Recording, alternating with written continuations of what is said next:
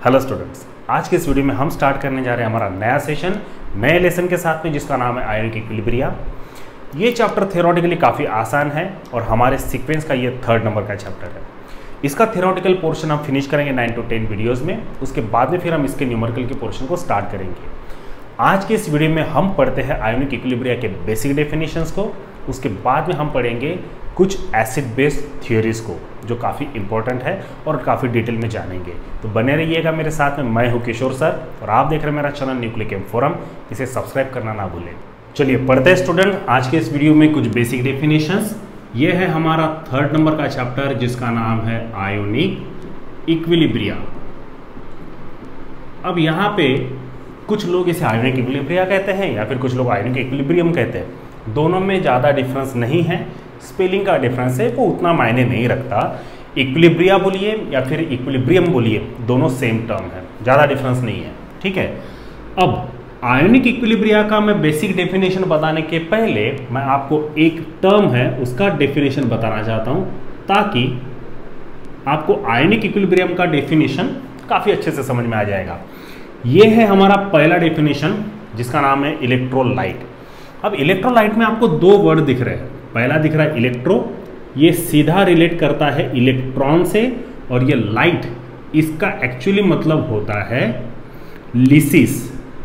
ठीक है, LYSIS। Lysis ये जो वर्ड है इसका एक्चुअली मीनिंग होता है ब्रेकडाउन। ठीक है।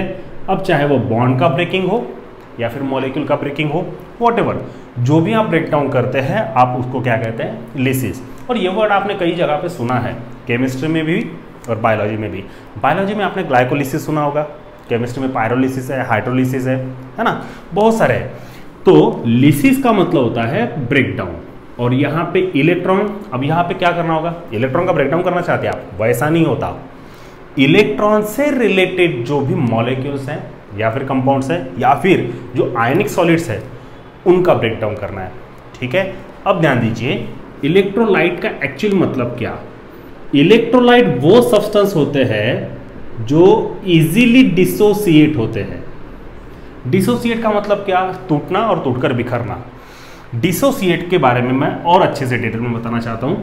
इलेक्ट्रोलाइट वो सब्सटेंस होते हैं जो इजीली डिसॉल्व होते हैं और जो बहुत आसान तरीके से आपको आयंस दे, है ना। The substance which can produce ions after dissolving in particular solvent या फिर वाटर, है ना। हम जनरली वाटर ही लेते हैं। तो ऐसे सब्सटेंस है जो इजीली डिसॉल्व हो सकते हैं और वो क्या दे सकते हैं, आयंस। या फिर अब ये डेफिनेशन को थोड़ा सा हम चेंज करते हैं, वो सब्सटेंसेस या फिर कंपाउंड जिनकी एबिलिटी होती है कि वो आयंस दे। अब जो भी सब्सटेंस आयंस दे सकते हैं उनको हम क्या कहेंगे, इलेक्ट्रोलाइट। अब आयंस देने के लिए, अब मान के चलिए आपने, बहुत कॉमन एग्जांपल है NaCl। अब NaCl का अगर आपने ब्रेक डाउन किया तो क्या होगा, Na+ बन जाएगा, Cl- बन जाएगा। अब यहाँ पे सीधा सीधा डायरेक्ट कनेक्शन किसके साथ में है, इलेक्ट्रॉन के साथ में।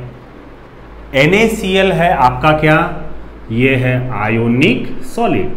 आयोनिक सॉलिड कैसे बनते हैं, due to gain of electron and loss of electron. यहां पे सोडियम ने इलेक्ट्रॉन का लॉस किया और क्लोरीन ने इलेक्ट्रॉन का गेन किया, तब जाके ये 2 मॉलिक्यूल आयोनिक बॉन्ड से बंधे। अब आपने NaCl को क्या किया, वाटर में डिसॉल्व किए। जैसे आपने NaCl as a solute solvent में यानी वाटर में डिसॉल्व किए, वैसे ही ये डिसोसिएट हो गए, यानी टूटकर बिखर गए। बट कैसे, जैसे पहले कंडीशन थी Na+ Cl- में। यहाँ पे क्या हुआ, यहाँ पे जो इलेक्ट्रॉन का गिव एंड टेक पॉलिसी चल रहा था, लेन देन का व्यवहार, इसकी वजह से ये जुड़े हुए थे। अब जब आपने इसे डिसॉल्व किया तब जाके ये फिर से Na+ और Cl- में कन्वर्ट हो गए। इसका मतलब जो Na का इलेक्ट्रॉन था वो क्लोरीन ने गेन कर लिया, और क्लोरीन ने इलेक्ट्रॉन गेन करने की वजह से इसके ऊपर में निगेटिव चार्ज आया और सोडियम के ऊपर में पॉजिटिव चार्ज आया। ये सब, ये जो कुछ प्रॉब्लम क्रिएट हुआ या फिर जो कुछ अच्छा हुआ, वो किसकी वजह से हुआ, इलेक्ट्रॉन की वजह से। इसीलिए हम कहते हैं कि due to electron whatever will break down that is known as electrolytes, है ना। तो इलेक्ट्रॉन की वजह से अगर कोई मॉलिक्यूल या फिर कंपाउंड ब्रेक होता है उसको हम कहते हैं इलेक्ट्रोलाइट। अब इलेक्ट्रोलाइट का सीधा सीधा मतलब आपको समझ में आ गया कि वो सब्सटेंस जिसकी खासियत है कि वो ब्रेक हो सकता है या फिर जो डिसॉल्व होके आयंस प्रोड्यूस कर सकता है। कटायन अनायन, दो ही तो आयंस है आपके पास में, तो वो दोनों अगर आयंस दे सकता है उसको हम कहेंगे इलेक्ट्रोलाइट्स। इतना समझ में आया? ये है आपका बेसिक जिसका नाम है इलेक्ट्रोलाइट। ठीक है, अब मैं इसे मिटा देता हूँ, समझ में तो आ गया होगा आपको। अब इलेक्ट्रोलाइट के दो टाइप्स होते हैं। अब यहाँ पे ब्रेकडाउन तो हो रहा है, बट ब्रेकडाउन के दो टाइप कैसे पॉसिबल है? ब्रेकडाउन के नहीं, इलेक्ट्रोलाइट के दो टाइप्स है। पहला होता है स्ट्रॉन्ग इलेक्ट्रोलाइट, ठीक है, और दूसरा होता है, ऑब्वियसली आपने कॉमन सेंस तो लगा लिया होगा, वीक इलेक्ट्रोलाइट। इतने होशियार तो है आप और इतना भरोसा कर भी सकते हैं हम। अब स्ट्रॉन्ग इलेक्ट्रोलाइट और वीक इलेक्ट्रोलाइट में डिफरेंस क्या है? काफ़ी आसान है, थोड़ा समझने की कोशिश कीजिएगा। मान के चलिए मैंने 1 मोल से अच्छा ना, मैं एक काम करता हूँ, मैं 10 मॉलिक्यूल्स ले लेता हूँ। किसके? NaCl के। काफ़ी आसान है एग्जाम्पल, जो जनरली सभी लोग इस्तेमाल करते हैं। अब मैंने 10 मॉलिक्यूल्स लिए NaCl के और इसे मैंने वाटर में डिप किया या फिर डिसॉल्व कर दिया, डिप नहीं डिसॉल्व किया, ठीक है। मैंने एक बीकर लिया, वो बीकर में वाटर लिया और ये वाटर में मैंने NaCl डाल दिया, नमक, पता है आपको। जैसे मैंने 10 मॉलिक्यूल्स NaCl के वाटर में डिसॉल्व किए, पूरे के पूरे 10 मॉलिक्यूल्स डिसोसिएट हो गए, डिग्रेड हो गए, डिग्रेड तो नहीं बोल सकते आप, बट डिसोसिएट हो गए, है ना। डिसोसिएट होने के बाद में ये पूरे 10 मॉलिक्यूल्स के टोटल बने Na+ एंड Cl-, टोटल पूरे डिसोसिएट हो गए, टूटकर बिखर गए। तो आपको क्या मिला? 100% रिजल्ट मिला, है ना। तो स्ट्रॉन्ग इलेक्ट्रोलाइट उन्हीं को कहते हैं जो 100% डिसोसिएट होते हैं या फिर 100% उनकी एबिलिटी होती है कि वो पूरे के पूरे आयंस दे दे, ठीक है। ये है आपका NaCl जिसकी एबिलिटी है कि वो आपको 100% आपको आयंस देगा, ये ज़रूरी है और ये होता भी है। अब 10 मॉलिक्यूल आपने NaCl ले लिए तो आपको क्या मिलेगा? 10 Na+ मिलेगा और 10 Cl- मिलेगा। नंबर के बारे में मत सोचिए, सोचिए किसके बारे में? रिएक्टेंट कितने लिए और उसमें से कितने डिसोसिएट हुए, वो इंपॉर्टेंट है ना। तो यहाँ पे मैं बोलूँगा कि स्ट्रॉन्ग इलेक्ट्रोलाइट वो सब्सटेंस होते हैं जो 100% डिसोसिएट होते हैं, उसका एक भी मॉलिक्यूल ऐसा नहीं रहता कि जो डिसोसिएट ना हो। अब मुझे नहीं लगता आपको वीक इलेक्ट्रोलाइट के बारे में बताने की जरूरत पड़ेगी। वीक इलेक्ट्रोलाइट क्या होंगे? अगर आपने 10 मॉलिक्यूल्स अगर लिए कोई भी इलेक्ट्रोलाइट की, अब मैं यहाँ पे NaCl का एग्जांपल नहीं लूँगा, वो नहीं है। वीक इलेक्ट्रोलाइट की में हम लेते हैं CH3COOH, ये वीक इलेक्ट्रोलाइट है, ठीक है। तो जब मैं CH3COOH को वाटर में डिसॉल्व करूंगा तब जाके मुझे जो आयंस मिलेंगे वो रहेंगे CH3CO-, शायद आपको उधर नहीं दिख रहा होगा, मैं यहाँ लिखता हूँ CH3COO- एंड H+, है ना। अब इसके भी आयंस मिले, ठीक है, तो कार्बोक्सिलेट आयन मिला और हाइड्रोजन आयन मिला। तो ये जो CH3COO- है और ये जो H+ है, ये आपको आयंस मिले। बट यहाँ पे प्रॉब्लम ये है कि जब आप CH3COOH के 10 मॉलिक्यूल लेते हैं तो पूरे के पूरे यानी आउट ऑफ 10 कुछ ही मॉलिक्यूल ऐसे हैं जो डिसोसिएट होंगे और आपको आयंस देंगे, ठीक है। 100% रिजल्ट यहाँ पे मिलना पॉसिबल नहीं होता है, या फिर जिनका नहीं होता उनको हम कहते हैं वीक इलेक्ट्रोलाइट। इतना समझ में आया? तो इलेक्ट्रोलाइट का मतलब एक्चुअली ये होता है कि वो सब्सटेंसेस जिनकी एबिलिटी होती है कि वो डिसोसिएट हो, है ना, और उसके आयंस बने, उनकी कैपेबिलिटी या फिर एबिलिटी होती है ना, उनकी क्षमता होती है। अब इलेक्ट्रोलाइट में दो टाइप्स आते हैं, जैसे मैंने बताया, strong electrolyte, weak electrolyte. Strong electrolyte वो सब्सटेंस होते हैं जो 100% डिसोसिएट होते हैं। आप 10 मॉलिक्यूल लीजिए, पूरे 10 डिसोसिएट होंगे। 1000 मॉलिक्यूल लीजिए, पूरे 1000 डिसोसिएट होंगे। जितने मॉलिक्यूल्स लेंगे पूरे डिसोसिएट होंगे।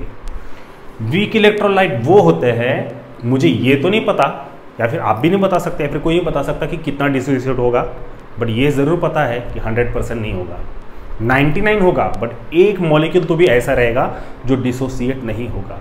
तो हम उसे स्ट्रॉन्ग इलेक्ट्रोलाइट कहेंगे जो 100% डिसोसिएट होगा, या फिर जितना भी अमाउंट आप वो लेंगे वो भी जो भी सब्सटेंस या फिर कंपाउंड रहेगा वो पूरा डिसोसिएट होता है 100%, तब हम उसे कहेंगे स्ट्रॉन्ग इलेक्ट्रोलाइट। अब स्ट्रॉन्ग इलेक्ट्रोलाइट और वीक इलेक्ट्रोलाइट पहचानना कैसा, उसके बारे में मैं आपको सिंपल सा एक तरीका बताता हूं। स्ट्रॉन्ग इलेक्ट्रोलाइट सिर्फ 3 लोग हैं, ठीक है, कौन है? वो है स्ट्रॉन्ग एसिड्स। अब स्ट्रॉन्ग एसिड कौन होते हैं? वो होते हैं HCl, HNO3 एंड H2SO4, ठीक है। ये आपके 3 स्ट्रॉन्ग एसिड्स है। तो वो स्ट्रॉन्ग एसिड स्ट्रॉन्ग इलेक्ट्रोलाइट्स है। उसके बाद में स्ट्रॉन्ग बेस,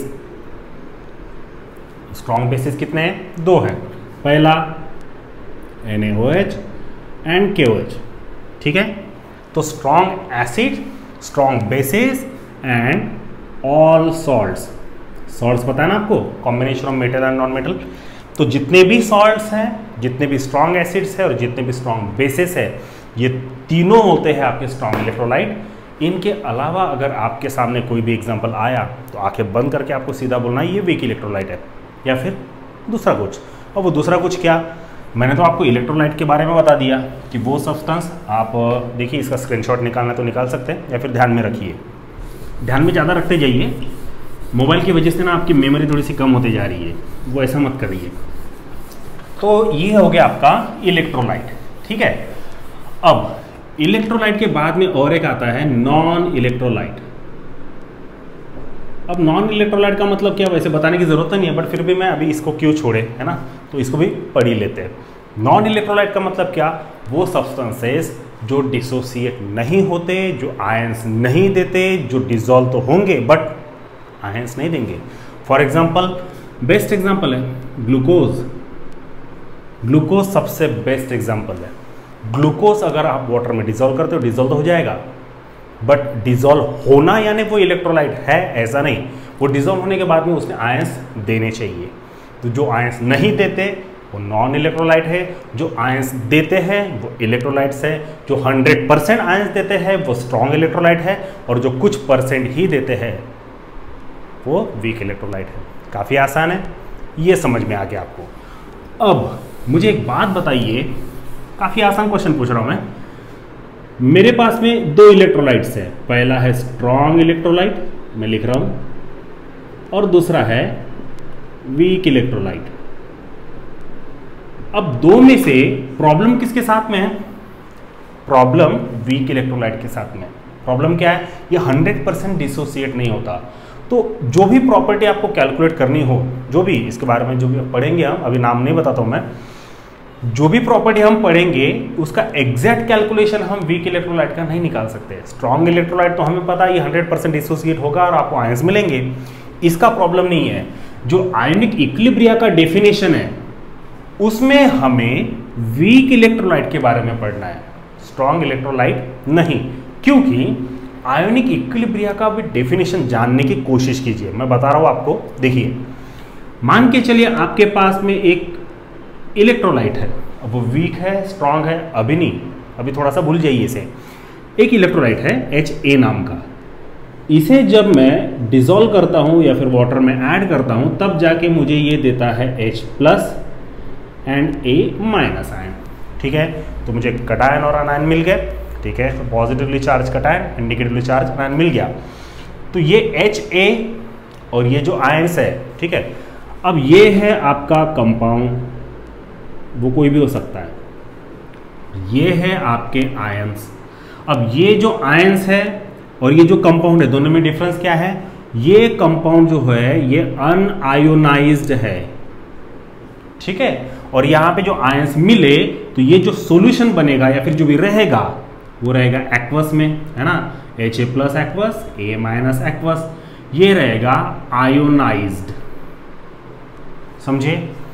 अब यहाँ पे होता क्या है, देखिए समझने की कोशिश कीजिएगा। मैंने यहाँ पे 100 मॉलिक्यूल्स ले लिए, ये 100 में से पूरे के पूरे 100 आयोनाइज होना तो पॉसिबल नहीं है क्योंकि हमने वीक इलेक्ट्रोलाइट लिया, ठीक है।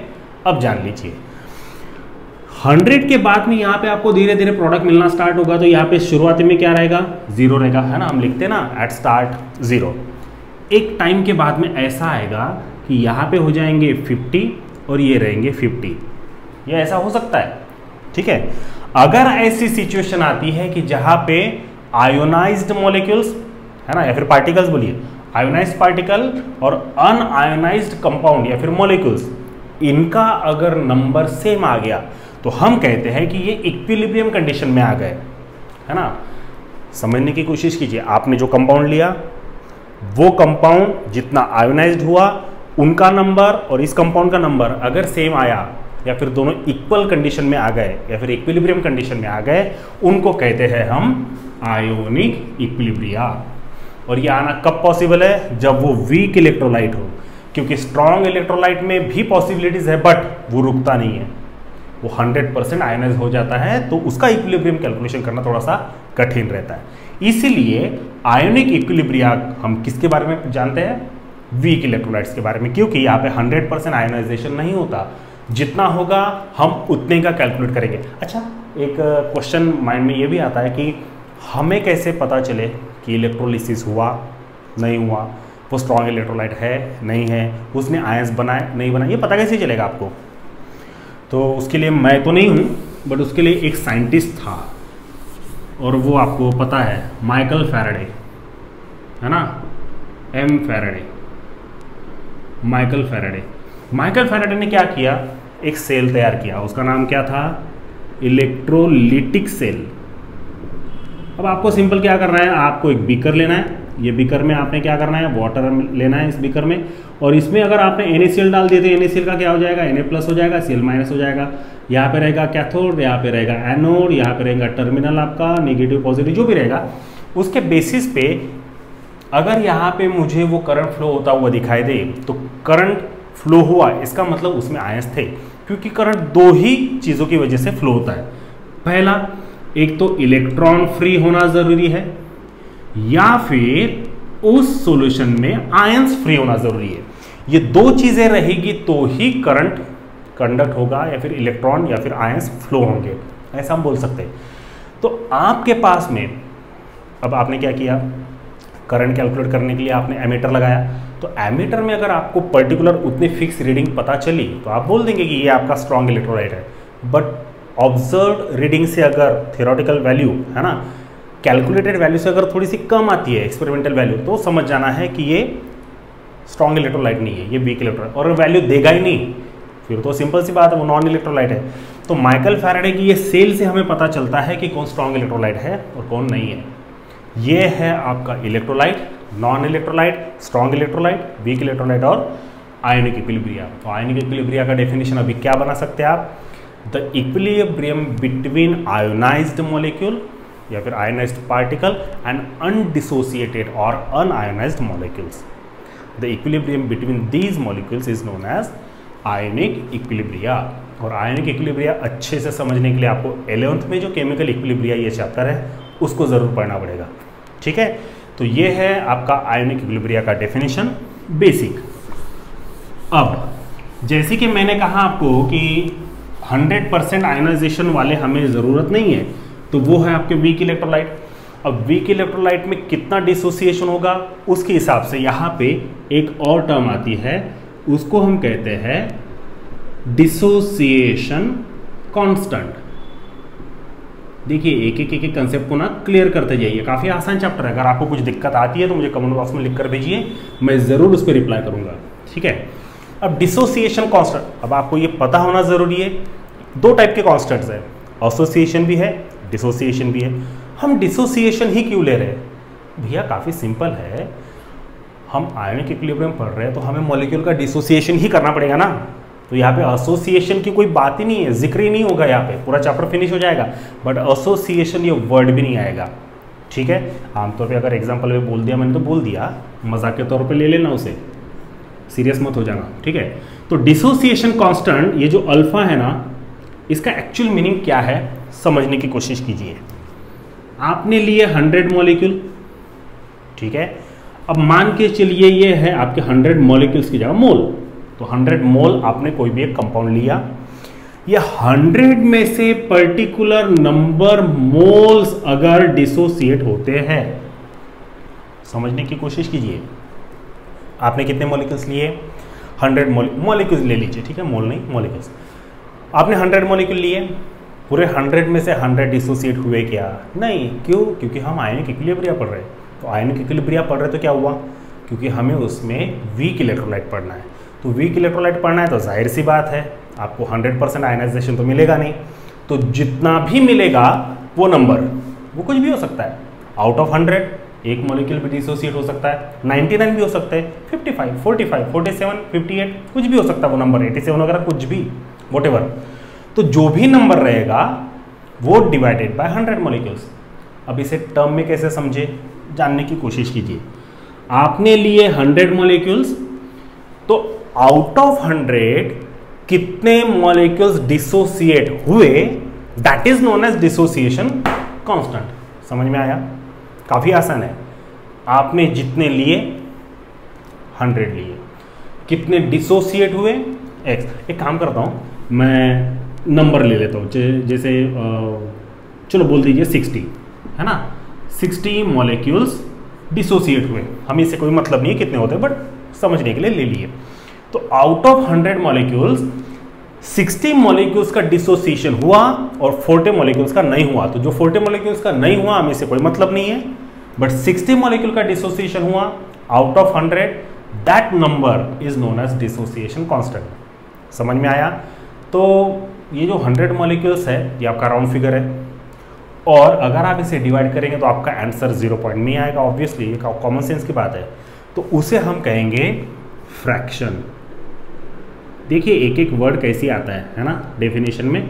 तो आपको क्या बोलना है? The fraction of molecules dissociated from total number of molecules, है ना।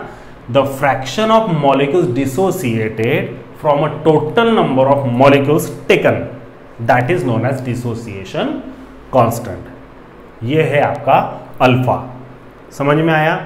फिर से बता रहा हूं मैं, आउट ऑफ 100 मॉलिक्यूल जितने मॉलिक्यूल डिसोसिएट हुए वो नंबर यानी आपका डिसोसिएशन कांस्टेंट, है ना। The fraction of molecules dissociated from total number of molecules taken, है ना, that is known as dissociation constant. ये है आपके बहुत बेसिक डेफिनेशंस। यहाँ पे मैं 2 मिनट का ब्रेक लेता हूँ। आगे में पढ़ते हैं हम कुछ एसिड बेसिस की थियोरीज। वैसे आगे में पढ़ने के पहले मैं आपको एक बात बता दूं, एसिड बेस थियोरीज टोटल 4 होती है, ठीक है। पहली है जनरल एसिड बेस थियोरी, उसके बाद में अरेनियस है, देन लॉरी ब्रोंस्टेड, उसके बाद में लेविस। बट आपको सिलेबस में स्टेट बोर्ड के, स्पेशली महाराष्ट्र स्टेट बोर्ड में आपको जनरल एसिड बेस थियोरी नहीं है। तो हम पढ़ेंगे आज के इस वीडियो में Arrhenius acid base theory, then Lowry Bronsted and then Lewis, ठीक है। चलिए अब पढ़ते हैं Arrhenius concept of acid and base. ये थियोरी काफ़ी आसान है। अरेनियस ने क्या कहा था उसके बारे में जानने की कोशिश करते हैं।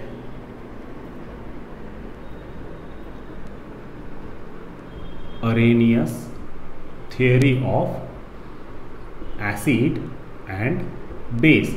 ये जो हम जानते हैं ना, strong acid, weak acid, strong base, weak base, ये एक्चुअली कंसेप्ट ये भाई साहब ने दिया था, बट थोड़े से फेल हो गए। बट ठीक है, सिलेबस में तो पढ़ना तो पड़ेगा।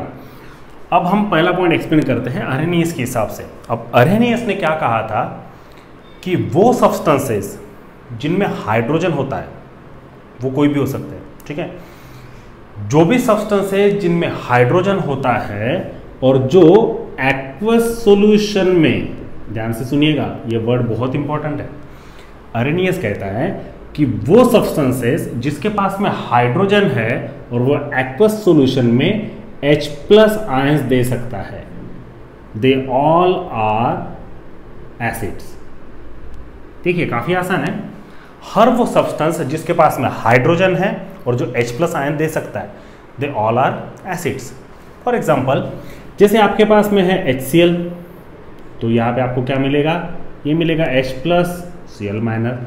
वैसा भी और एक है CH3COOH, यहाँ पे क्या मिलेगा आपको? CH3COO- and H+। अब यहाँ पे आप कुछ डिफरेंस देख रहे हैं?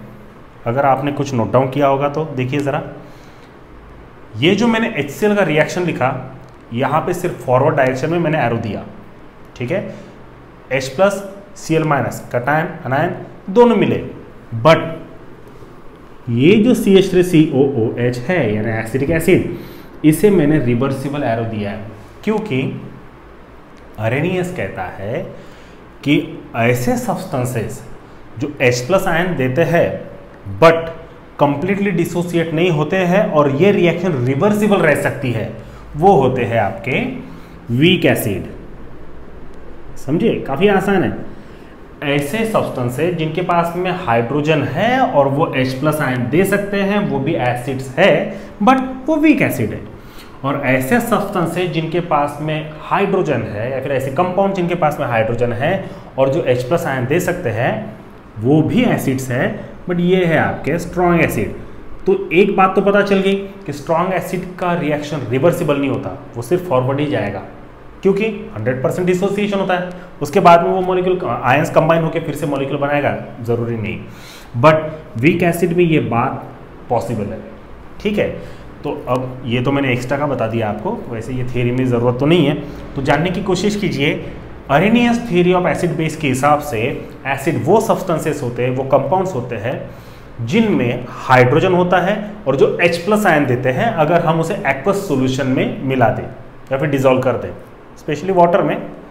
तो HCl का यहाँ पे बनेगा H+ एक्वस, Cl- एक्वस, ये बन जाएगा CH3COO- एक्वस और ये H+। दोनों एसिड्स है और दोनों में डिफरेंस क्या है? ये स्ट्रॉन्ग है, ये वीक है। स्ट्रॉन्ग क्यों है? क्योंकि रिवर्सिबल नहीं होता, और वीक क्यों है? क्योंकि ये रिवर्सिबल होता है, अरेनियस ने कहा।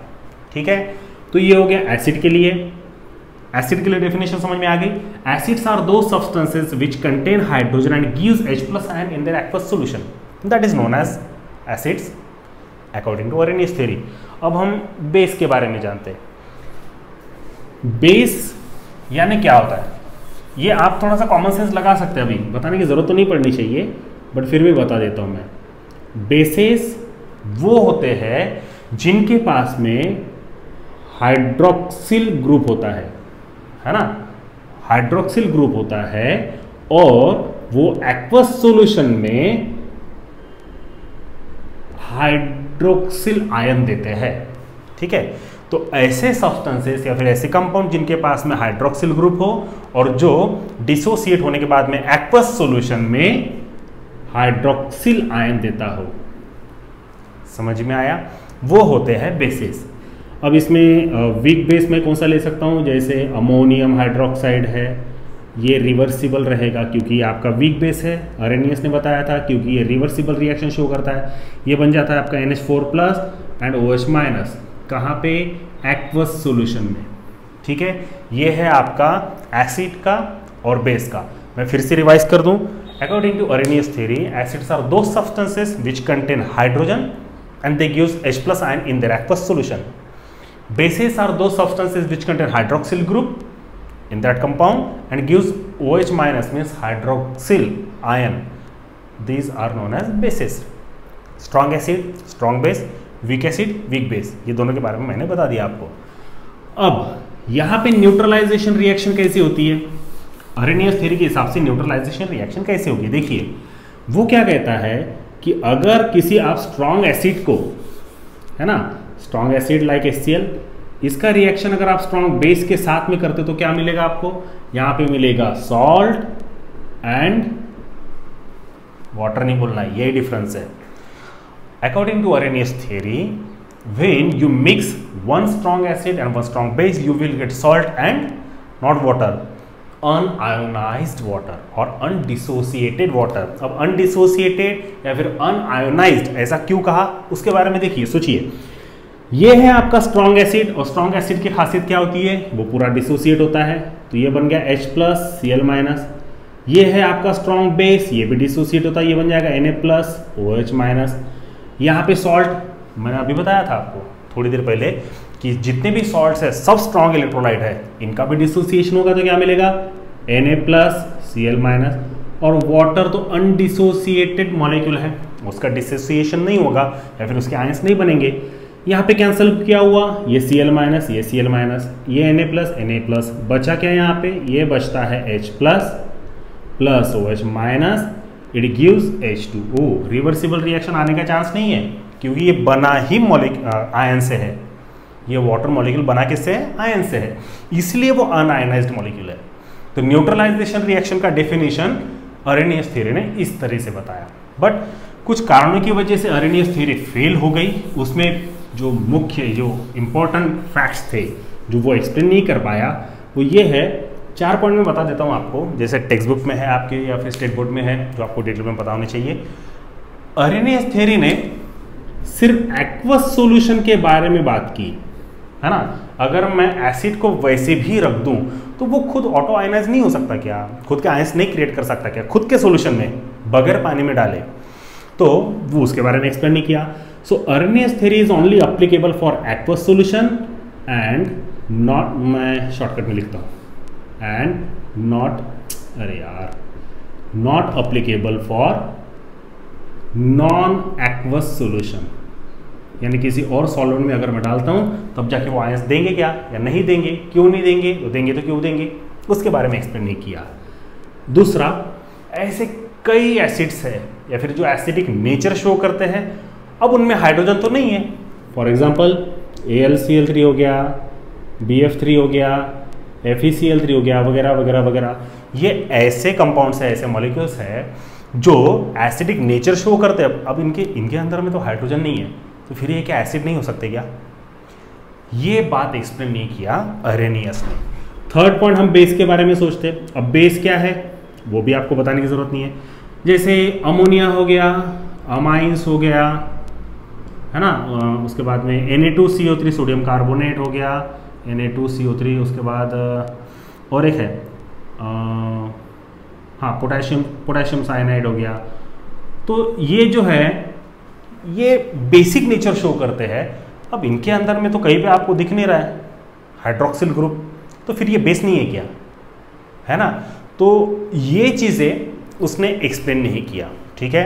और चौथा पॉइंट देखिए, एक्वस सॉल्यूशन में बता दिया, नॉन एक्वस सॉल्यूशन में नहीं बताया। कुछ ऐसे कंपाउंड्स जो जिनमें हाइड्रोजन नहीं है बट फिर भी वो एसिडिक नेचर शो करते हैं, उसके बारे में एक्सप्लेन नहीं किया उसने। तो जैसे AlCl3 है, BF3, FeCl3 है, ये एसिडिक नेचर शो करते हैं बट इनके अंदर में हाइड्रोजन नहीं है, तो वो H+ आयन नहीं देंगे, तो वो एसिड नहीं हो सकते क्या। या फिर तीसरा, कुछ ऐसे बेसेस जो बेसिक नेचर शो करते हैं बट उसके अंदर में हाइड्रोक्सिल ग्रुप नहीं है, तो वो बेसिक नेचर शो नहीं करेंगे क्या। तो ये बातें अरेनियस ने एक्सप्लेन नहीं की, इस वजह से अरेनियस की थियरी फेल हो गई। और उसके बाद में फिर हमें दूसरी थियरी पढ़नी पड़ती है, लॉरी-ब्रोंस्टेड थियरी, ठीक है। तो ये है आपकी अरेनियस थियरी, इसी का न्यूट्रलाइजेशन रिएक्शन मैंने आपको बता दिया। उसके बाद में चौथा पॉइंट की जो वाटर है, वाटर अनआयोनाइज्ड क्यों है, ये भी पॉइंट उसने एक्सप्लेन नहीं किया, किसने, अरेनियस ने। तो अनआयोनाइज्ड वाटर मॉलिक्यूल के बारे में भी उसने एक्सप्लेनेशन दिया। या फिर चलो आपको शायद ये अनआयोनाइज्ड समझा नहीं होगा, मैं बता देता हूँ। जैसे आपने HCl वाटर में डाल दिया, ठीक है, तो यहाँ पे चांसेस क्या है, यहाँ पे चांसेस है कि ये H+ मिलेगा और Cl- मिलेगा, और वाटर तो उसने कहा कि अनआयोनाइज्ड रहता है ना। मैं चौथा पॉइंट एक्सप्लेन कर रहा हूँ, वाटर अनआयोनाइज्ड रहता है, बट यहाँ पे और एक चांस है, कौन सा, कि ये हाइड्रोजन अगर वाटर के साथ में जुड़ता है तो यहाँ पे क्या बन जाएगा, H3O+, यानी अब इसे क्या कहेंगे, वाटर कटायन ऐसा नहीं बोलना है, ये है आपका हाइड्रोनियम आयन या फिर हाइड्रोक्सोनियम आयन, है ना। तो वाटर भी H3O+ बना सकता है, भले ही वो अनआयोनाइज्ड हो, बट वो H3O+ बना सकता है। ये उसने एक्सप्लेन नहीं किया, किसने, अरेनियस ने। इसलिए अरेनियस की थियरी फेल हो गई और हमें इसे स्किप करना पड़ेगा। उसके बाद में फिर हमें पढ़ना पड़ेगा ये थियरी फेल होने की वजह से लॉरी-ब्रोंस्टेड थियरी। चलिए पढ़ते हैं लॉरी-ब्रोंस्टेड थियरी। मैं इसे मिटा देता हूं।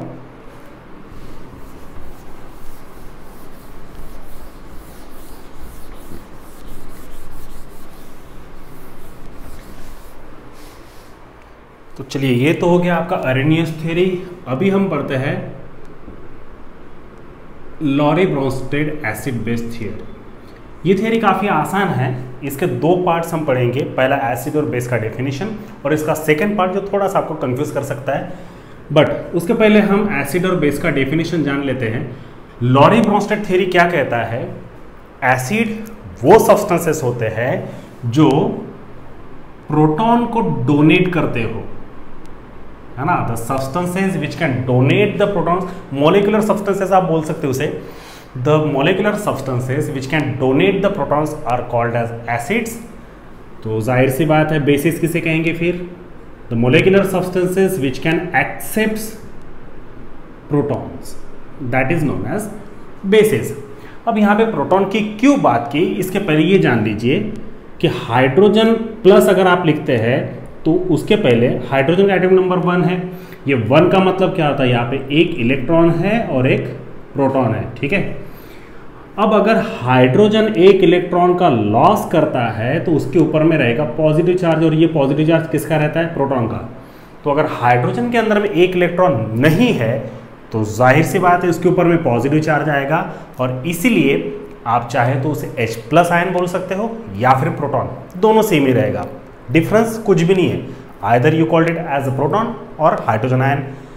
लॉरी ब्रोंस्टेड ने हाइड्रोजन आयन क्यों नहीं कहा? क्योंकि अरेनियस ने यह कहा था कि एसिड वो सब्सटेंसेस होते हैं जिनके अंदर में हाइड्रोजन है, बट उसके अगर ड्रॉबैक आप देखें तो ऐसे कई सब्सटेंसेस है जो हाइड्रोजन तो नहीं है बट एसिड्स बिहेव करते हैं। तो इसीलिए उसने, किसने? लॉरी ब्रोंस्टेड ने हाइड्रोजन की जगह प्रोटॉन कहना ठीक समझा। ये इससे ये साबित होता है कि अगर कोई गेन या फिर लॉस करता है तो उसके हिसाब से हम उसे एसिड और बेस का नाम दे सकते हैं। तो लॉरी ब्रोंस्टेड थियरी के हिसाब से एसिड वो सब्सटेंसेस होते हैं जो प्रोटॉन को डोनेट करते हो, और बेस वो सब्सटेंस होते हैं जो प्रोटॉन को एक्सेप्ट करते हो। अब ये आपको बेटर वे में ना एग्जाम्पल के तौर पे समझेगा। अब इसका सेकंड पार्ट बता रहा हूँ मैं, जो थोड़ा सा आपको कंफ्यूज हो सकता है बट मत होने देना। हम एग्जाम्पल के तौर पे पढ़ते हैं HCl का रिएक्शन, वाटर के साथ में भी कर सकते हो आप, मैंने अमोनिया लिया, ठीक है। HCl का रिएक्शन जब NH3 के साथ में हम करते हैं तो यहाँ पे मुझे मिलता है NH4+ एंड Cl-। तो रिएक्शन में आपको क्या बात पता चल रही है? रिएक्शन में मुझे ये पता चल रहा है कि HCl में से हाइड्रोजन को गेन किया। अब हाइड्रोजन बोलना ठीक नहीं रहेगा, बट है तो हाइड्रोजन ना, चार्जेस तो नहीं है, बट चार्जेस मुझे यहाँ दिख रहे हैं, है ना।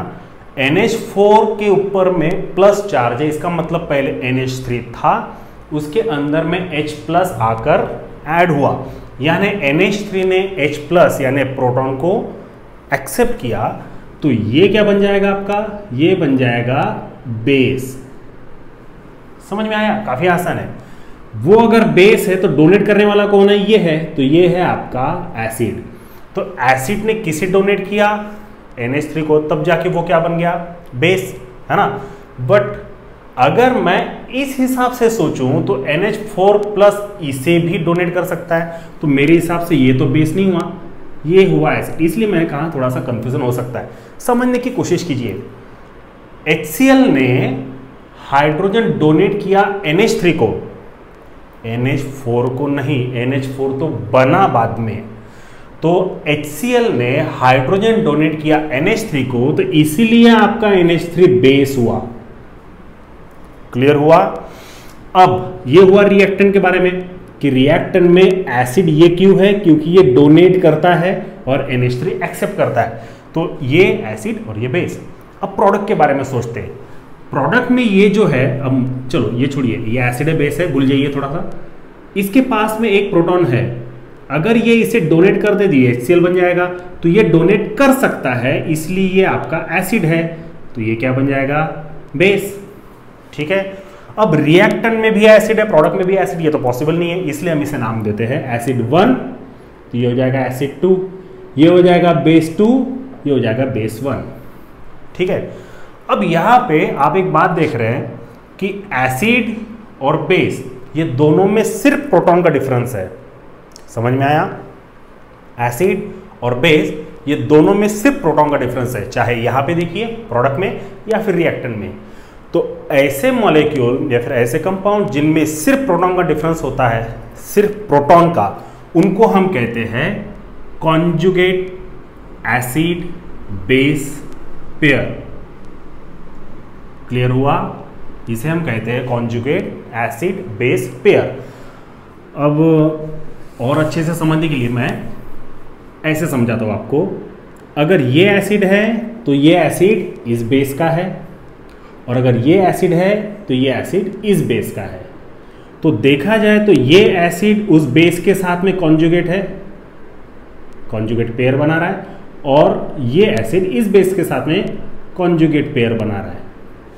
ठीक है, अब ध्यान से सुनिएगा, मैं जो बात बताने जा रहा हूँ, थोड़ा सा कंफ्यूजन हो सकता है बट होने मत देना, मैं जो बताने जा रहा हूँ उसको अच्छे से समझिए।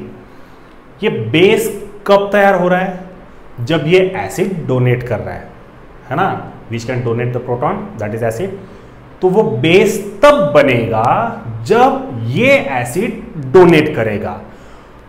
तो एसिड डोनेट करने के बाद में बेस बनेगा, तो ये क्या हुआ? ये हुआ आपका conjugate base of that acid.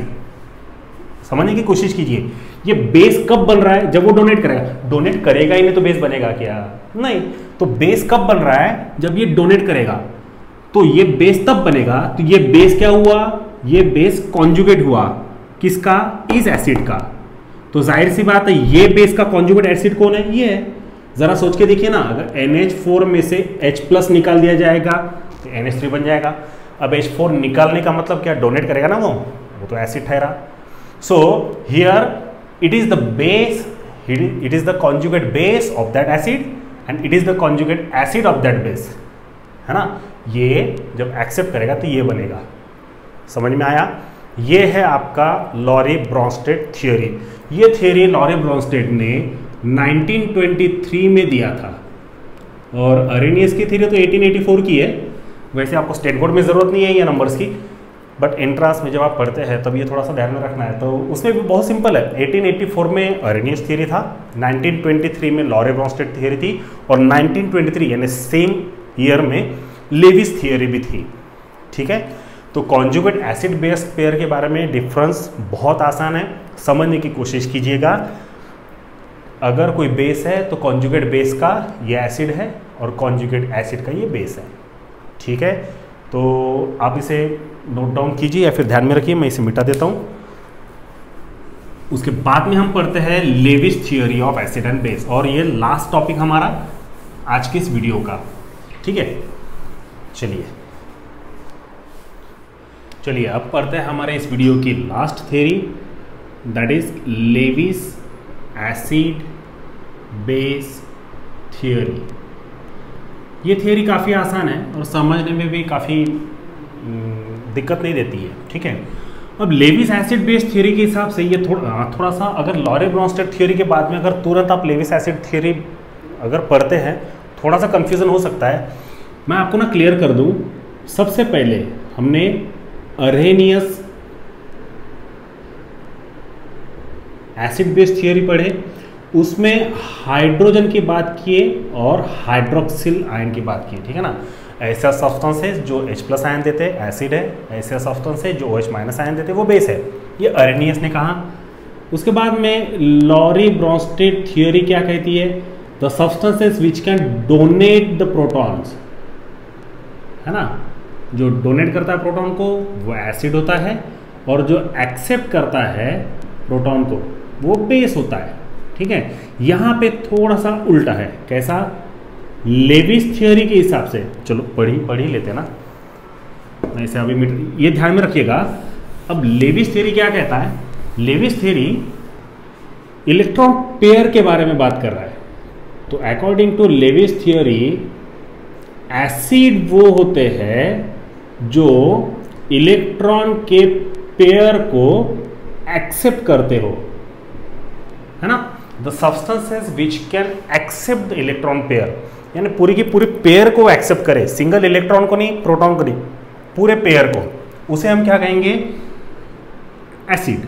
दूसरा बेस। तो बेस ऐसे सब्सटेंसेस या फिर ऐसे आयंस जो इलेक्ट्रॉन पेयर को क्या करते हो? डोनेट करते हो। ठीक है, तो जो इलेक्ट्रॉन पेयर को एक्सेप्ट करते हो तो जाहिर सी बात है उनमें इलेक्ट्रॉन कम रहते होंगे। तो यहाँ पे एक बात बहुत अच्छे से समझ लीजिए आप, एसिड लेविस के हिसाब से वो होते हैं जिनके पास में इलेक्ट्रॉन की संख्या कम है, या फिर जो इलेक्ट्रॉन डेफिशिएंट स्पीशीज है, या फिर जिनको इलेक्ट्रॉन का रिक्वायरमेंट है, या फिर कटायंस, है ना। फॉर एग्जांपल AlCl3 हो गया, BF3 हो गया, BeF2 हो गया, K+ हो गया, Al+++ हो गया, है ना, Na+ हो गया। ये सब क्या रहेंगे आपके एसिड्स, यानी जो इलेक्ट्रॉन पेयर को एक्सेप्ट कर सकते हो, दे ऑल आर एसिड्स। तो मैं ऐसा कह सकता हूं कि जो भी इलेक्ट्रॉन डेफिशिएंट, डेफिशिएंसी का मतलब कमी, जिनमें इलेक्ट्रॉन की कमी है और अगर वो किसी और से इलेक्ट्रॉन पेयर को एक्सेप्ट कर लेते हैं तो they all are acids. But bases वो होते हैं जो इलेक्ट्रॉन पेयर को डोनेट कर सकते हो। अब डोनेट तो वही करेंगे ना जिनके पास में होंगे, तो हम इसे क्या कह सकते हैं, they are electron rich species. Rich यानी अमीर है, इलेक्ट्रॉन काफ़ी ज़्यादा है उनके पास में। फॉर एग्जांपल जैसे NH3 हुआ, है ना, वाटर तो नहीं बोल सकते बट बोल दीजिए, क्योंकि वाटर के पास में 2 लोन पेयर है। तो वाटर हुआ, अमोनिया हुआ, और वो भी जो भी है, अमोनिया हुआ या फिर वाटर हुआ, जो भी है जिनके पास में इलेक्ट्रॉन पेयर एक्स्ट्रा की है और अगर वो डोनेट कर सकते हैं, they all are Lewis bases. ठीक है, अब यहाँ पे छोटा सा डिफरेंस देखिए, लेविस एसिड बेस थियोरी में एक छोटा सा डिफरेंस मैं आपको बताता हूँ। जैसे BF3 और NH3, इनका जब आप मॉलिक्यूलर स्ट्रक्चर देखते हैं तो ये है बोरॉन, इसके सराउंडिंग में 3 फ्लोरीन अटैच्ड है।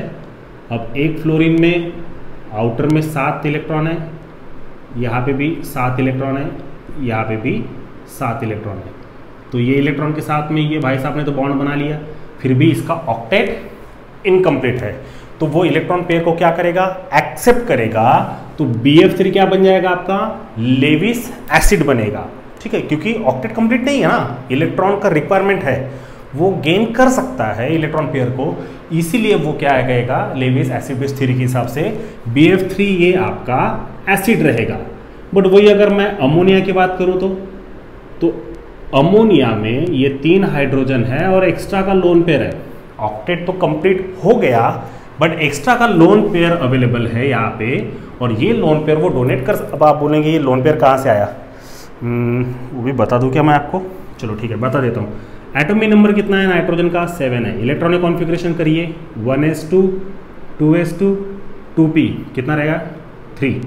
p के सब टाइप कितने होते हैं, 3, है ना। इलेक्ट्रॉन कितने हैं, 3। ये 3 के साथ में ये 3 हाइड्रोजन तो जुड़ गए। ये जो s दिख रहा है ना आपके पास में 2 इलेक्ट्रॉन, ये है वो लोन पेयर। ठीक है, जो एक्स्ट्रा की है, जो शो हो रही है यहाँ पे, तो ये लोन पेयर एक्स्ट्रा की है और ऊपर से उसका ऑक्टेट भी कंप्लीट है, वैसे स्टेबल भी है। तो ये एक्स्ट्रा लोन पेयर अगर वो किसी को दे भी देता है ना, तो भी चल जाएगा, कोई इशू नहीं होगा। इसीलिए ये इलेक्ट्रॉन पेयर को वो डोनेट कर सकता है, इसलिए लेविस बेस कहलाएगा। समझ में आया, ये काफ़ी आसान है। अब वाटर थोड़ा सा यहाँ पे अलग बिहेवियर शो करता है, इसलिए मैंने वो वाटर का एग्जाम्पल नहीं लेने के लिए बोला था, अभी थोड़ी देर के लिए उसे भूल जाइए। अगर मैं वाटर का रिएक्शन अमोनिया के साथ में करता हूं, ध्यान से सुनिएगा, अगर मैं वाटर का रिएक्शन अमोनिया के साथ में करता हूं तो रिवर्सिबल रिएक्शन में आपको क्या मिलेगा, रिवर्सिबल रिएक्शन में मिलता है आपको NH4+ एंड OH-। तो यहाँ पे क्या बात पता चल रही है कि अमोनिया के पास में एक एक्स्ट्रा का हाइड्रोजन आ गया, है ना। तो अमोनिया के हिसाब से जब ये वाटर रिएक्ट होता है अमोनिया के हिसाब से, तो यहाँ पे आपको OH- मिला। तो इसने क्या किया, अमोनिया का इलेक्ट्रॉन पेयर गेन किया, तो ये क्या हुआ फिर आपका, ये एसिड हुआ। ठीक है, तो जाहिर सी बात है ये आपका बेस है। अब मैं इसका रिएक्शन अलग करता हूं, अगर H2O का रिएक्शन मैं HCl के साथ में करूंगा तब जाके मुझे यहाँ पे मिलता क्या है, यहाँ पे मिलेगा मुझे H3O+ एंड Cl-। अब जाके इसने क्या किया, इलेक्ट्रॉन पेयर को डोनेट किया, तब जाके ये क्या बिहेव करेगा, ये बेस बिहेव करेगा। इसका मतलब HCl आपका एसिड है। तो जब कोई मॉलिक्यूल या फिर कोई सब्सटेंस बेस रहता है तो वहां पे वाटर एसिड बिहेव करता है, और अगर कोई सब्सटेंस एसिड रहता है तो वहां पे वाटर बेस बिहेव करता है। इसका मतलब वाटर मॉलिक्यूल डिपेंड करता है कि सामने वाला कौन है। सामने वाला अगर एसिड है तो ये बेस बिहेव करेगा, सामने वाला बेस है तो ये एसिड बिहेव करेगा। और ये जो ड्यूअल नेचर है ना, इसे कहते हैं एम्फोटेरिक नेचर ऑफ वाटर। क्या कहते हैं इसे, एम्फोटेरिक नेचर। एक्चुअली ये जो एम्फ वर्ड है ना, इसका मीनिंग होता है बोथ। जैसे एम्फीबियंस हो गए, है ना, both water as well as in on land. वैसे ही एम्फोटेरिक का मतलब होता है both acid as well as bases, दोनों एट अ टाइम नहीं, बट अगर कोई बेस है एसिड, अगर एसिड है तो बेस। समझ में आया? अब एक क्वेश्चन काफ़ी इंपॉर्टेंट है यहाँ पे, इस थ्योरी के हिसाब से एक क्वेश्चन काफ़ी बहुत अच्छा है। देखिए क्या कहता है, all Lowry Bronsted bases are Lewis bases, but all Lowry Bronsted acids are not Lewis acid। ये देखिए कितना आसान है ना, आपने बायोलॉजी में भी पढ़ा होगा, all enzymes are protein but all proteins are not enzymes. वैसा ही ऐसा कुछ कि सभी लॉरी ब्रॉन्स्टेड बेसेस जो है वो लेविस बेसेस भी है, बट जितने भी लॉरी ब्रॉन्स्टेड एसिड्स है वो लेविस एसिड्स नहीं है। अब सबसे पहले आपको ये पता होना चाहिए कि लॉरी ब्रॉन्स्टेड के हिसाब से एसिड और बेस क्या होता है। तो मैं यहाँ पर लिखता हूँ LB लिखते हैं ना, लॉरी ब्रॉन्स्टेड थियोरी, और यहाँ पर लिखते हैं लेविस थियोरी। सबसे पहले तो आप थियोरी को जान लीजिए। लॉरी ब्रॉन्स्टेड थियोरी के हिसाब से एसिड कौन होते हैं? Which can donate proton and which can accept proton, ठीक है। और यहाँ पे लेविस के हिसाब से एसिड कौन होते हैं? Which can accept pair of electron, और बेस कौन होते हैं? Which can donate pair of electron. दोनों में डिफरेंस है, यहाँ पे अगर प्रोटॉन डोनेट करता है तो वो एसिड है, यहाँ पे प्रोटॉन एक्सेप्ट करता है तो वो बेस है। लॉरी ब्रॉन्स्टेड थ्योरी के हिसाब से लेविस के हिसाब से एसिड वो है जो इलेक्ट्रॉन पेयर को एक्सेप्ट करता हो, और बेस वो है जो डोनेट करता हो। अब यहाँ पे ना हम एक एग्जांपल लेते हैं, इसको अच्छे से याद रखिए। हम एक एग्जांपल लेते हैं। एग्जांपल कौन सा है? पहला एग्जांपल लेते हैं NH3। अब NH3 का स्ट्रक्चर देखिए, ऑलरेडी इसके पास में 3 हाइड्रोजन है। अब अगर इसने हाइड्रोजन एक्स्ट्रा का अगर गेन किया तो ऐसा नहीं कि उसको साथ में नहीं रखता है, वो गेन कर लेता है। तो अमोनिया ने एक हाइड्रोजन यानी एक प्रोटॉन को क्या किया? एक्सेप्ट किया। तो अमोनिया क्या हुआ? लॉरी ब्रॉन्स्टेड थ्योरी के हिसाब से जो प्रोटॉन को एक्सेप्ट करता है वो बेस हुआ, है ना। और अमोनिया के ऊपर में एक्स्ट्रा का लोन पेयर भी है जो डोनेट कर सकता है ना, डोनेट पेयर ऑफ इलेक्ट्रॉन, ये एक्स्ट्रा के लोन पेयर डोनेट कर सकता है। तो वो उसके हिसाब से लेविस के हिसाब से बेस हुआ।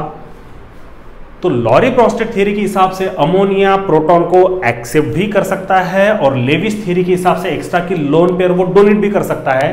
तो लॉरी ब्रॉन्स्टेड के हिसाब से वो बेस है और लेविस थ्योरी के हिसाब से भी वो बेस है। बट अगर मैं HCl की बात करूं तो HCl प्रोटॉन को डोनेट जरूर कर सकता है, तो वो एसिड है, बट इलेक्ट्रॉन पेयर को एक्सेप्ट नहीं कर सकता, तो लेविस एसिड नहीं हो सकता। इसीलिए ये स्टेटमेंट है कि सभी Lowry Bronsted bases Lewis bases है, और सभी Lowry Bronsted acids Lewis acids नहीं है। ठीक है स्टूडेंट्स, तो ये है हमारे बेसिक डेफिनेशंस और इस चैप्टर के एसिड बेस थ्योरी। मुझे पर्सनली तो वो जनरल एसिड बेस थ्योरी उतनी पसंद नहीं आई, क्या वो सोर test, bitter taste, litmus paper वगैरह वगैरह वगैरह उतना इंपॉर्टेंट नहीं है। ठीक है, ये काफ़ी ज़्यादा और बहुत मज़ेदार है टॉपिक पढ़ने के लिए, इसको और डिटेल में पढ़िए। ये है हमारे आज का ऐसी वीडियो। इसके नेक्स्ट वीडियो में हम पढ़ने वाले हैं ओस्टवाल्ड डाइल्यूशन लॉ, ठीक है, जो हम 3 अलग अलग सॉल्यूशंस के लिए डिराइव करेंगे और उसके भी बेसिक बातें हम जानेंगे। ठीक है, तो ये वीडियो अच्छे से देखिए, समझने की कोशिश कीजिए, और ये वीडियो के देखने के बाद में फिर आप उसको पढ़िए। हर वीडियो को बहुत अच्छे से बारीकी से पढ़िएगा, क्योंकि इसके बाद में जब हम न्यूमेरिकल्स पढ़ेंगे तब वो आपको आसान लगने चाहिए। ठीक है, तो आने वाले अपकमिंग वीडियोस के लिए मेरे चैनल को सब्सक्राइब कीजिए और बेल आइकन को क्लिक करना ना भूलें। ठीक है, तो मिलते हैं नेक्स्ट वीडियो में। Thank you so much.